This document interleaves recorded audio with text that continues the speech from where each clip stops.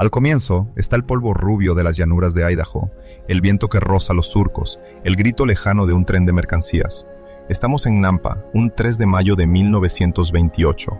En una pequeña casa de madera, un niño abre los ojos a un mundo vasto, duro, sin piedad.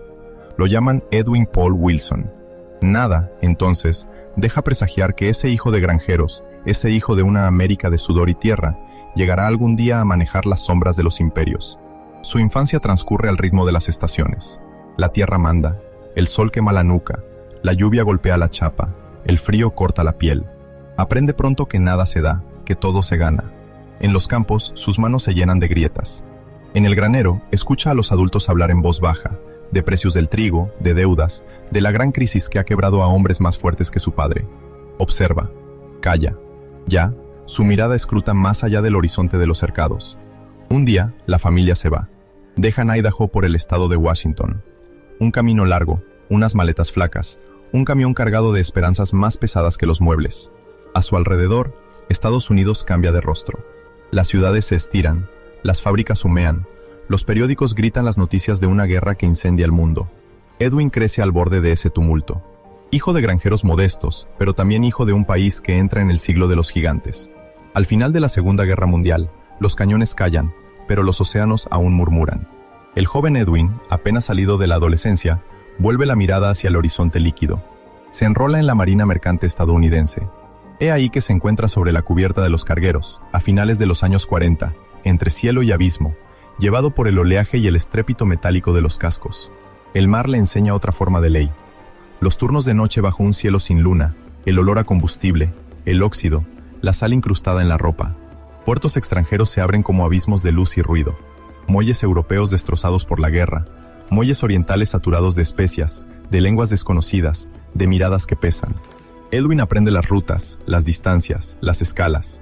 Descubre, en cada escala, que el mundo ya se negocia en los rincones, en los almacenes, en las salas de café llenas de humo donde hombres de traje hablan en voz baja. Retiene los rostros, los gestos. Lo guarda todo para sí. Pero el océano no es más que un preludio. La América de la posguerra se proyecta hacia el porvenir. Edwin vuelve a tierra. Siente que necesita otra herramienta que sus manos callosas y su memoria de marinero. Elige la Universidad de Portland, en Oregón. A comienzos de los años 50, los campus zumban de juventud, de proyectos, de una fe nueva en la técnica, la economía, el poder. Obtiene allí su diploma, su bachelor, papel fino pero llave de otro mundo.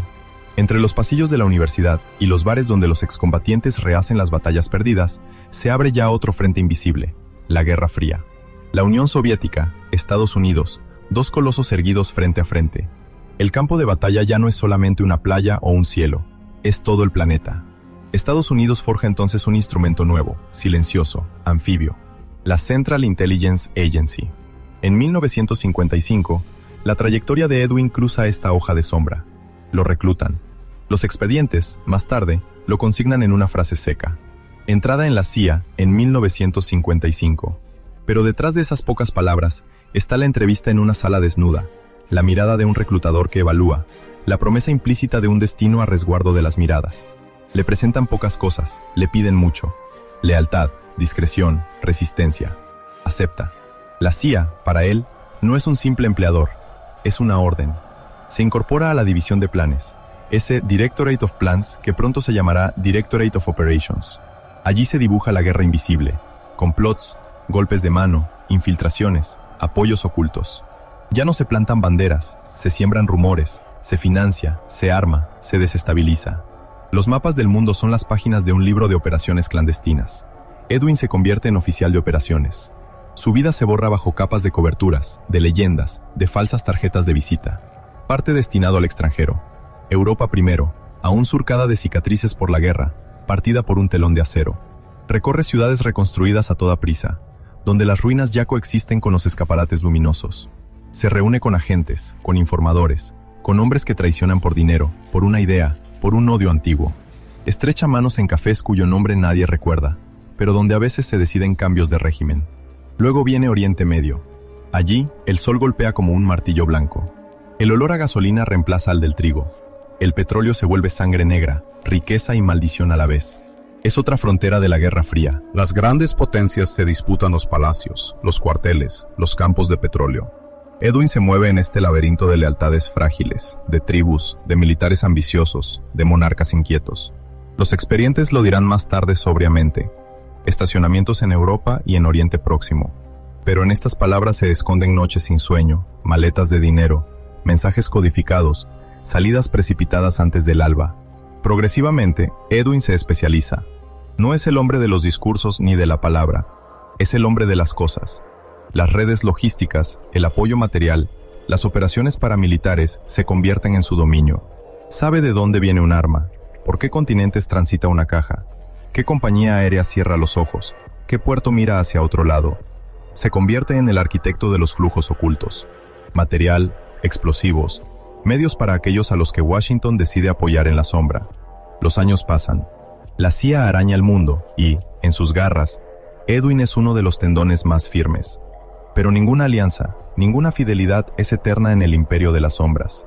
En 1971, las líneas oficiales se rompen. En las sentencias federales, la frase cae, neutra, dimisión de la CIA. Pero esta salida no es la de un simple empleado que devuelve su credencial. Es la muda de un hombre que lleva en sí demasiados secretos como para volver a ser un simple ciudadano. Ese mismo año, la corriente lo arrastra hacia otra orilla del mismo río. La Naval Intelligence Command, Servicio de Inteligencia de la Marina de los Estados Unidos, lo atrae como contratista, como consultor. Ya no del todo dentro, no realmente fuera. Entre dos. Aconseja, orienta, pone en relación. El vínculo con el aparato de Estado no se rompe, se transforma. Lo que antes era una jerarquía se convierte en un ovillo de contratos, de relaciones informales, de misiones puntuales. El uniforme burocrático desaparece, pero las redes permanecen. Luego viene el salto decisivo, lo privado. Edwin abandona formalmente la función pública. Entra en ese reino turbio donde la defensa, la logística internacional y el comercio de armas se mezclan en la luz cruda de los balances contables y la penumbra de los acuerdos verbales. Crea, toma el control de sociedades. Sus nombres surgirán más tarde en los autos de acusación, Consultants International y otras entidades cubiertas de siglas neutras. Oficialmente, venden servicios, material, seguridad. Oficiosamente, se convierten en navíos sin pabellón claro, capaces de transportar lo que los gobiernos ya no pueden llevar a la luz del día. Los años 1970 se abren sobre una nueva era del secreto. La CIA, el Pentágono, las agencias de inteligencia buscan intermediarios que no lleven uniforme, pero que obedezcan todavía a las expectativas tácitas de la razón de Estado. En este vacío entre lo público y lo clandestino, Edwin se instala con el instinto de un animal que ya conoce el bosque. Los contratistas se multiplican. Antiguos oficiales, expertos, mercenarios de la organización. Él, con sus sociedades, se convierte en un pivote. Es entonces cuando interviene la Task Force 157, unidad clandestina de la Marina estadounidense, nicho oscuro dentro de la Office of Naval Intelligence. Su misión, recopilar inteligencia marítima, vigilar las líneas de navegación, pero también llevar a cabo operaciones secretas donde los pabellones oficiales no deben aparecer. La Task Force evoluciona en los intersticios del derecho y de las órdenes firmadas. En las investigaciones del Congreso, mucho más tarde, su nombre aparece como una sombra discreta detrás de varias operaciones sensibles. Edwin colabora con ella, ya no como agente sometido a un organigrama, sino como proveedor, como interfaz, como pasador. Sus sociedades sirven de cobertura, de vector de contratos. Sabe cómo montar una fachada legal para cobijar una operación que no tiene derecho a existir. Se convierte en ese vínculo móvil entre el mundo de la inteligencia y el sector privado. Un apretón de manos, una factura, un contrato de seguridad, y bajo esas hojas oficiales corre otra realidad. Entrega de equipos, misiones discretas, contactos con fuentes. A su alrededor, los rostros son familiares. Antiguos miembros de la CIA, oficiales del Pentágono, miembros aún en activo en los servicios de inteligencia. Se reúnen en restaurantes anónimos de Washington, en habitaciones de hotel de Ginebra, en clubes de Londres. Hablan el mismo lenguaje codificado, evocan las operaciones a medias palabras. Estos lazos, más tarde, los recordarán algunos testigos ante los tribunales. Pero por ahora, alimentan en Edwin un sentimiento poderoso, el de no haber abandonado nunca realmente la familia secreta. Al otro lado del Atlántico, se levanta otra fuerza. En 1969, en Libia, un joven oficial llamado Muammar el-Gaddafi derroca la monarquía. El desierto se convierte en el teatro de un vuelco. Gaddafi toma el poder, envuelto en un discurso de revolución, de nacionalismo árabe, de rechazo a las potencias occidentales. Las compañías petroleras son presionadas, las bases extranjeras cuestionadas. Trípoli ya no es un puerto tranquilo, es una fortaleza ideológica. A lo largo de los años 70, las relaciones entre Estados Unidos y esta nueva Libia se deterioran. En Washington, los expedientes se acumulan. Agresiva política petrolera libia, amenazas a los intereses occidentales, apoyo presunto de Trípoli a grupos considerados terroristas. Los análisis se vuelven más sombríos. Se vigila, se registra, se compila. El enemigo aún no es un bloque monolítico, pero se convierte en un imán para los antagonismos. En respuesta, Estados Unidos aprieta los cerrojos. Se imponen restricciones a las ventas de armas y de material militar a Libia. Las leyes sobre el control de exportaciones, el International Traffic in Arms Regulations, levantan barreras jurídicas. Exportar armas a Trípoli se convierte en un acto cargado de consecuencias. Sobre el papel, Estados Unidos traza una línea nítida. Lo que podía negociarse ayer se vuelve prohibido hoy. Pero en el corazón del desierto, el régimen de Gaddafi tiene hambre. Hambre de tecnología militar occidental. Hambre de saber hacer.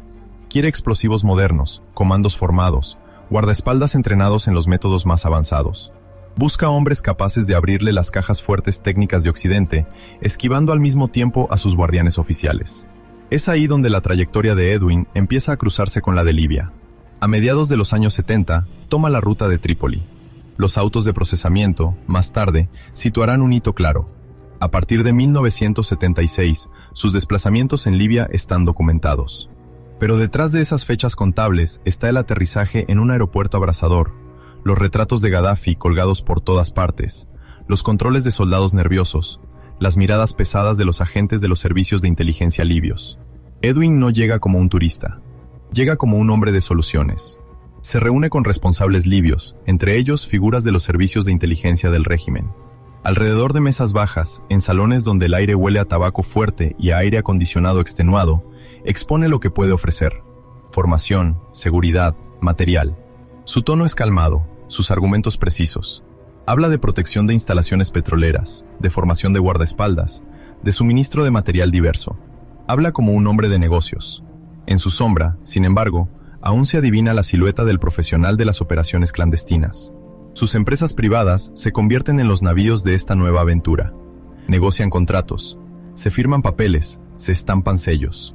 Oficialmente, se trata de seguridad, de consultoría. En realidad, esos contratos abren las puertas a flujos más peligrosos. Para cumplir las misiones, Edwin empieza a constituir una red de hombres curtidos, fogueados en la guerra, antiguos militares estadounidenses, ex boinas verdes, ex miembros de las fuerzas especiales.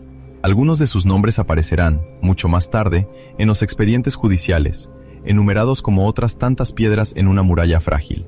Vienen a verlo, a veces desconfiados, a menudo atraídos por los salarios y por la adrenalina reencontrada. Les habla de entrenamiento, de seguridad, de misiones delicadas en un país rico, dispuesto a pagar. Aceptan.